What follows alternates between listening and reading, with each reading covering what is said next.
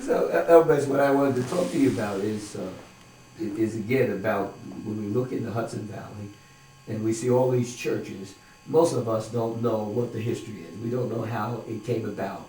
You know I got saved back in 1958, and when I got saved, St. Cloud was there. I came to Mill Street, and there was the Church of God in Christ. And then as a young fella in the church, I would travel to Albany or to Schenectady or whatever, or to Newburgh, and all those churches was there. But we don't know how Church of God in Christ came to the Hudson Valley, came to New York. And so I just thought maybe you could just sort of go back in your memory and reflect a little bit and tell us about how things got started here. How did the churches get started? And then I want to specifically, after we talk about the churches in general, talk about St. Clara, because I want to get it in a book form, how St. Clara got started and who the people were involved. But if we could just start back, I know you've been, when did you got saved back in 10th day of January, 1931. 31, so I guess that's... Little fella like you, if you don't know what snow was so high, they wouldn't see you. If you walking down someone's street, they wouldn't see you till you got to the place where somebody chopped the snow out, or until you get to the corner of the street. That's when I got saved, 1931. And on a Monday night, Lucius Banks was running a meeting, 79 Hamilton Street. Now, is that the old, that 79 Hamilton, that was what is now Woburn Temple? Now we're with Temple. Okay. We're with Temple. And the minister says to me, he said, Brother Bess, the Lord bless you, but you ain't got enough to last. I'm glad it did. Because I didn't have enough to last. I had never actually been converted. I belonged to the church. My mom was one of the charter members of the church. My uncle gave land to build the church. That's the M.E. Zion Church in North Carolina. When I came to New York, I went to church Easter Sunday, 1925, when I went to church again. I joined the Church of Good Desires, and it take in 6-month probation. If you prove faithful in 6 months, they take it as a member and baptize you, or sprinkle you, whatever you want. When I went to church again to the next Easter Sunday, then I got about the streets of one thing and the other. So 1926, there's a lady came out of Greenwood, Mississippi, into Buffalo, she said. So she came up, started visiting in Albany. In the meantime, a couple other missionaries came up. But anyway, this particular woman, she started a mission revival, a mission, Baptist mission, at Rensselaer Street, near the corner of Rensselaer Street and Green Street. And I went to hear this lady. It's the first I heard of Church of God in Christ. And this lady was so wonderful. Medium-built lady, just about tall as Sister Child, maybe a little better. But she's hefty. And that lady could moan like an old-fashioned Baptist preacher. The Methodist people were more sedated, they had more educated. But the Baptist preachers, they could moan. And she had that moan. She run a 2 weeks meeting. And just bored around the street. I go to church now. The lady came. Now, about how old were you then? I was born July 15, 1905, Saturday, my son died.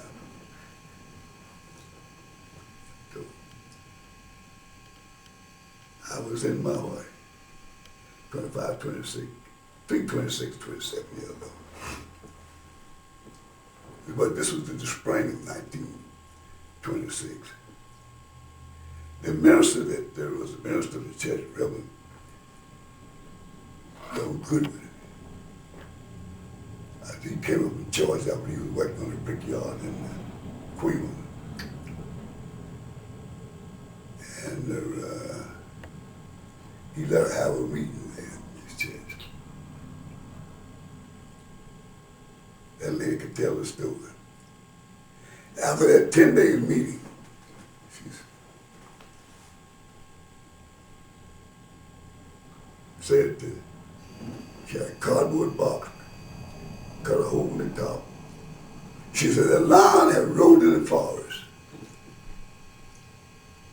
That I'm over shit here. And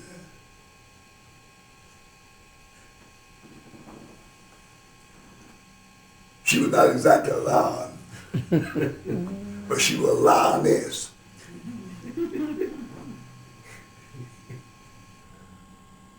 I'm just a young boy. And the Baptist minister gave her the first $1. He folded up $1 and put it in that slot where she had cut in the bottom. And that's how the church in Albany got started. Now that was 79 Hamilton? 79 Okay, Hamilton. 79, okay. What was her name again? Huh? What was the woman's name that ran the meeting? Sister, McKinney? Was McKinney? McKinney? Sister McKinney? McKenna. McKinney. Was that it? No, Sister McKenna come down and help me with the meeting a few days later. She said, what thing to me.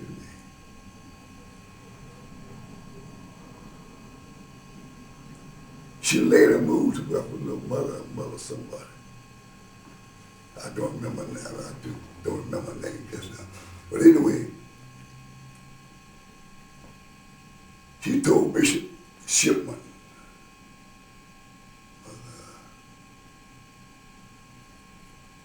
send a preacher. So Bishop Shipman sent a preacher from Buffalo. We used to belong to where that church started.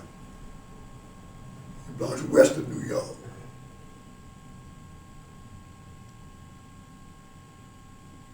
I think her name is Sister Charlotte Brown. Charlotte Brown.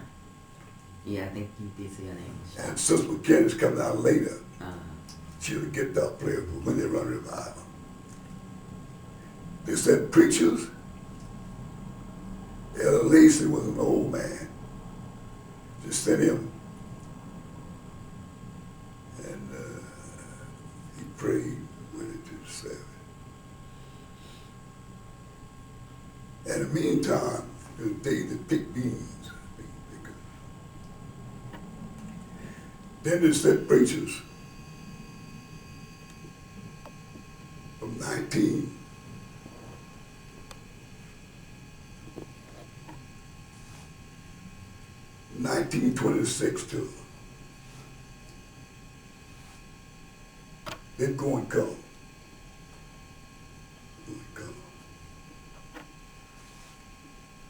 I reached 1929.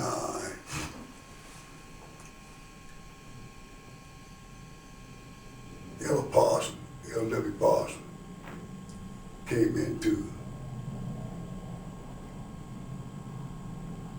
Albany to run away. A few nice meetings. And he the one really got the church off the ground. There wasn't too many black folks around, not really around.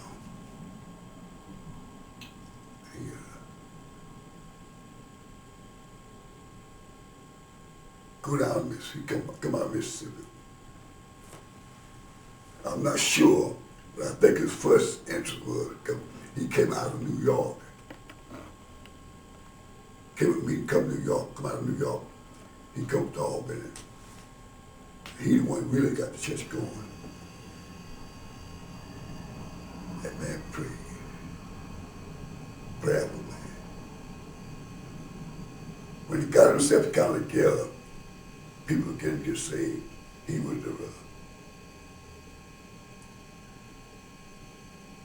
go to Mississippi twice a year and bring a load.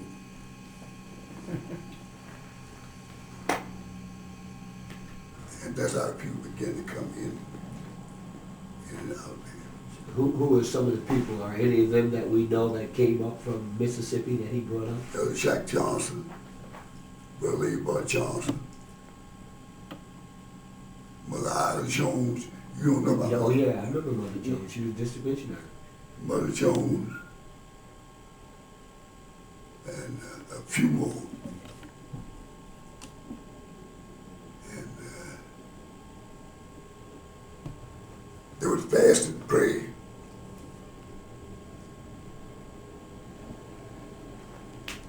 But the apostle have church too. And that's how really the church got started there. You brought up Mother Johnson too, right? Ezel's mother. Ezel's mother. Who's mama? Izella. Ezel's mother. Yeah, they came up. I think they came on the trip of 1932, I believe it was. 1932, when Giselle's mother and father came up. Mother, father, Elder Johnson. They were loaded up. Over 29 years. Now, 79, where the church started in Albany that you call 79, that was on Hamilton Street, you said. So Yeah, they 79. moved from place to place till they got settled. Then an apostle bought a place on 79 Hamilton Street. It was an old saloon, had been an old saloon there. They remodeled it.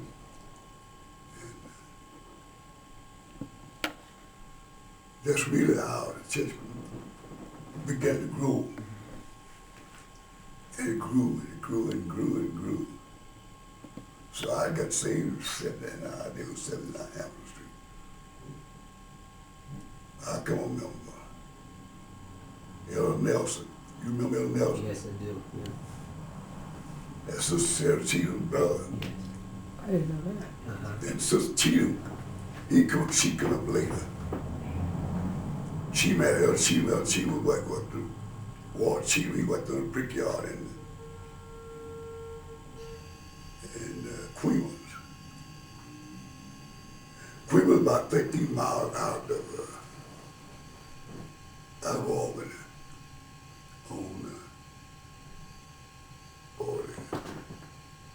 coming down the river road. I believe it was old 9W. You need a higher chair to sit in.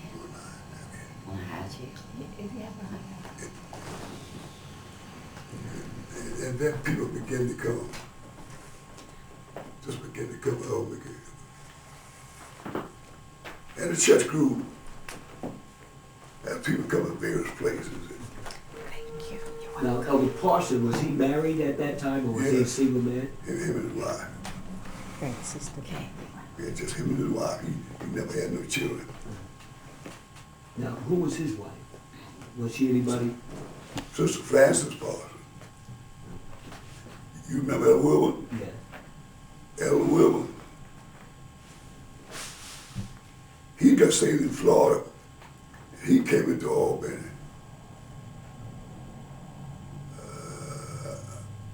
I think 1929 or 1930. 1929, because he was like that. So whatever the story was, he got recorded. And his father came in. He come over with his father. You know, Will and his mama, him and his wife, they came in. Esco Nelson came in.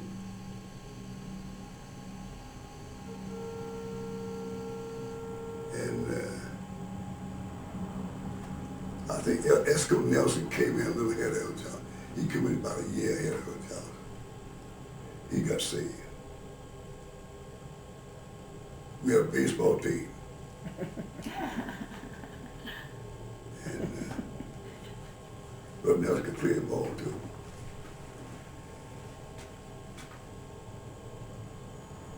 So after we got saved, Brother Nelson, Reverend Stanley, he was a Baptist minister. So he didn't come to church. He didn't come to our church though. He went to the Baptist church. And so he went to Troy and opened a Baptist church in Troy. Yeah, I knew Reverend Steady. I knew Reverend Steady. 1930, we all played ball together. Nobody told me I couldn't play ball. I got saved in the desire for baseball. Though. I was a good reverend, but that was good. Now you don't know.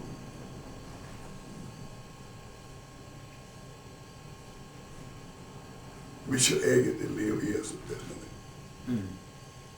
He had an uncle who lived down the street from where his church started. A few doors, I don't know just how many doors. And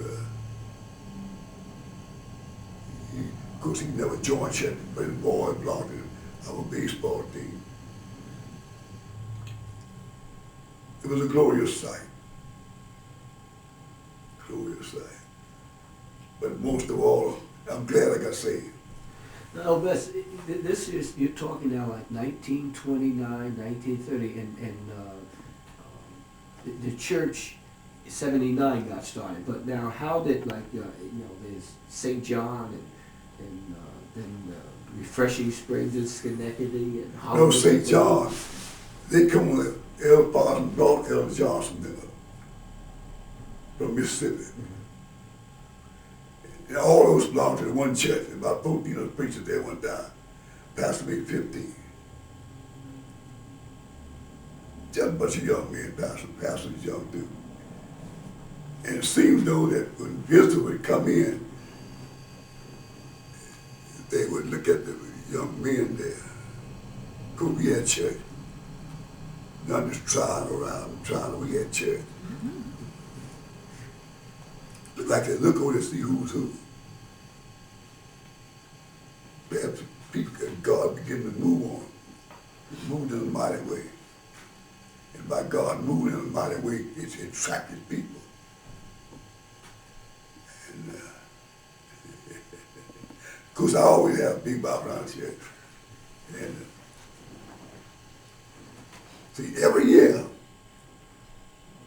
the people that got saved under El Paso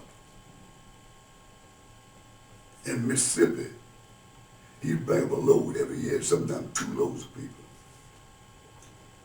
Every year he got bring them up. And naturally the saints would make room. Whatever we had, we shared it together. There was John's come group. In later years, El Paso was a man, he believed in togetherness.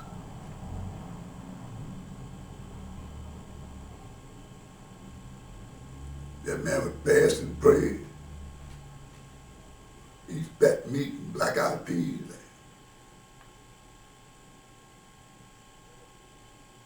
Nothing going 3 days fast, 3 days and 3 nights. But he was somebody special. He's really the one got the church going. And it grew and grew and grew and grew. With later years, Elder Johnson opened up. Now, did he start the church, for example, I noticed in looking at the records in Kingston, that Kingston, the certificate for organization of the church, officially was done in March of 1933. Now that's not too many years from when 79 got started. So how did it move to get a church in Kingston that quick? We always had women. missionaries. There's a lady came out to the church in Albany that belonged to Buffalo. This lady came out of Texas, she tells us, in the Buffalo. Steel mill was going good at that time. She came into Buffalo, had a rooming house. And I'm not sure where she got saved, in Texas or in Buffalo. But as the steel mill began to close down and depression began to come on, then she came out of Buffalo, coming to Albany. Naturally, she joined the church there.